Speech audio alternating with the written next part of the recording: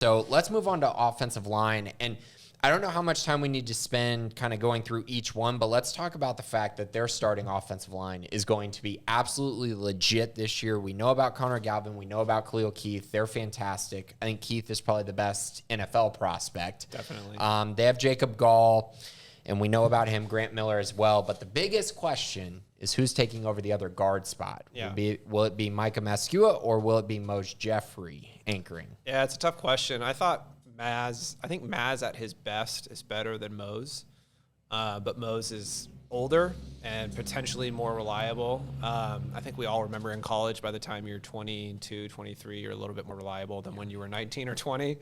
And so I think consistency is really just the big key for Maz, because physically, I don't know if there's a better looking Baylor offensive lineman than Maz. Just built for the position, extremely powerful.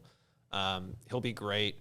And then, so as you said, Jacob Gall, Connor Galvin, Khalil Keith, I think those three positions are relatively set in stone. I think Grant Miller is probably also relatively set in stone. He was a guy that last year was playing pretty significantly injured with some high ankle sprains, and I think that really limited his mobility. If he's healthy this year, I think he's got that spot pretty much on lockdown. But if he gets injured again or just isn't playing as well as he's capable of, that's where you could see somebody like Tate Williams or something come into play there. But I think the primary guys that you're probably looking at, as far as, you've got your starting five, and then usually you've got 2 or 3 swing players who are kind of biting at the heels. I think that's where I'm looking at guys like Maz or Mose Jeffrey, depending on who wins that job. They're very flexible. To have guard depth, though, is big, for sure. And then I think the other guy that's probably really going to make a push at guard, even though he played right tackle in the spring game, is Tate Williams, because I think that's just where he profiles long term. And then there's Gavin Byers, who has been kind of Mateos's everyman. He's played right tackle. He's played guard. Hasn't played center, but I think he could play any of those other positions. And that's big because I don't know who Baylor's backup left tackle is going to be this year. It's going to be Gavin. Yeah. No, I firmly believe that. I think Gavin is their swingman at tackle. Yeah. He's the guy that they would like to play tackle. I think in a pinch, Maz could play right tackle. I do think he has that kind of ability.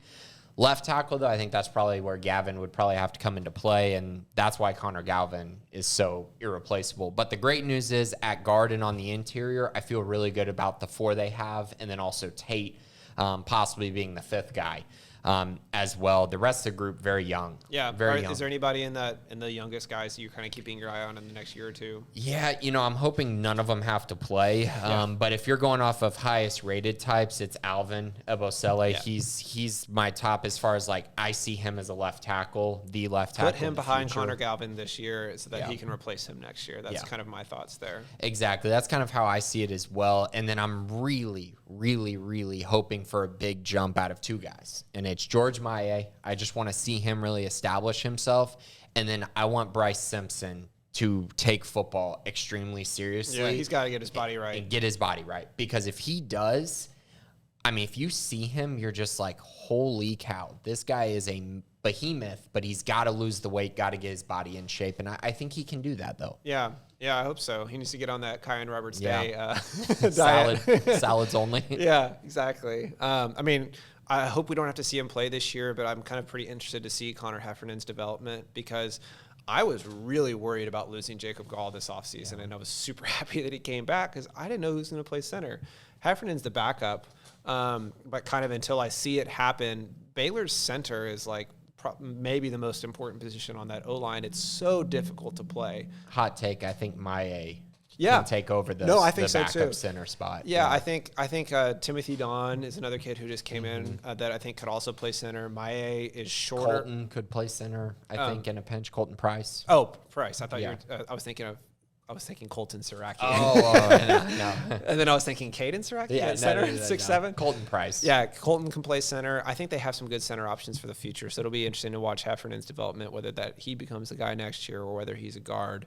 Because I'm not sure if he has quite the athleticism to play at the position, but he might. I'm just saying I just don't know. I think that's an open question. But as you said, Maye, he was listed at 6'3" to 6'4" on recruiting profiles. He's 300, right? Yeah, but he's a lot closer to 6'1", 6'2".